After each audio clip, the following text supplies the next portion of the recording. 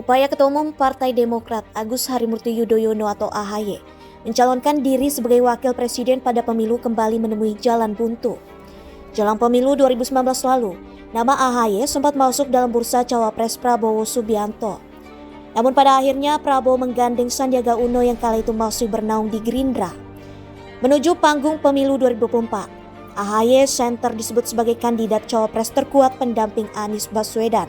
Akan tetapi, Anies justru memilih Ketua Umum Partai Kebangkitan Bangsa atau PKB Muhaimin Iskandar sebagai calon RI 2. Berikut jejak kegagalan AHY maju di Pilpres, disalib Sandiaga.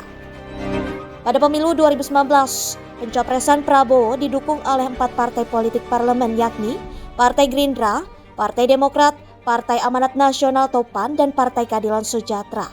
Lantaran Gerindra telah mengusung Prabowo sebagai capres, 3 partai lainnya mengusulkan nama cawapres. Demokrat yang kala itu masih dipimpin oleh Susilo Bambang Yudhoyono atau SBY tentu mengusulkan nama AHY yang waktu itu menjabat sebagai Komandan Satuan Tugas Bersama atau Kogasma. Sementara PKS mengusulkan nama Ketua Majelis Syuro partainya, Salim Segaf Al-Jufri, sedangkan PAN mendorong sosok Ustadz Abdul Somad.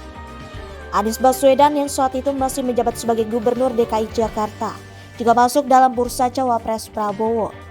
Dari 4 sosok tersebut, nama AHY dan Salim Segaf sempat menguat lantaran Abdul Somad dan Anies menolak jadi cawapres.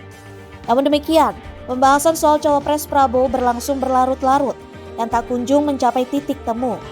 Sehari jelang penutupan pendaftaran Pilpres 2019 atau Kamis 9 Agustus 2018, Prabowo dan SBY bertemu untuk membahas ini. Dalam pertemuan itu, SBY bersikukuh mengajukan nama AHY, sedangkan Prabowo memunculkan sosok Sandiaga Uno yang kala itu masih duduk sebagai wali kota DKI Jakarta. Nama Sandiaga sedianya baru muncul 2 hari sebelumnya. Ditikung Caimin, jelang pemilu presiden 2024, Demokrat menyatakan dukungan buat mantan Gubernur DKI Jakarta Anies Baswedan.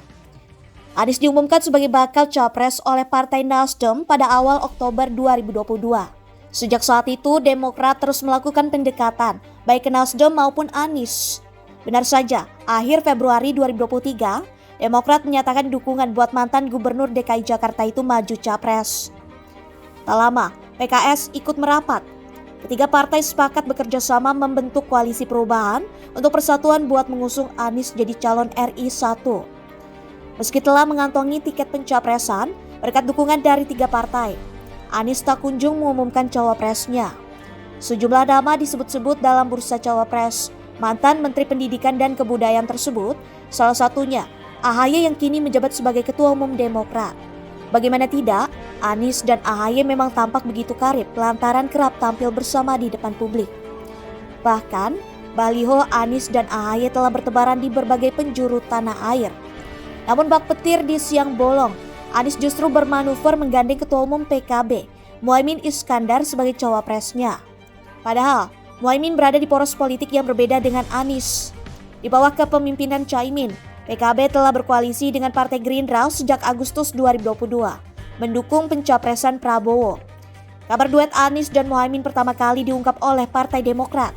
Katanya, keputusan itu diambil secara sepihak oleh Surya Paloh setelah ia bertemu dengan Muhaimin di markas Nasdem di Menteng, Jakarta, Selasa 29 Agustus 2023.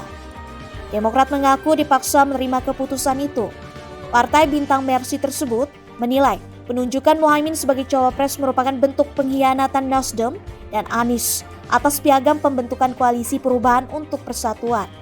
Demokrat mengklaim pada 14 Juni 2023 lalu, Anies sebenarnya sudah menunjuk AHY sebagai pendampingnya pada Pilpres 2024. Namun tiba-tiba saja situasi berubah drastis.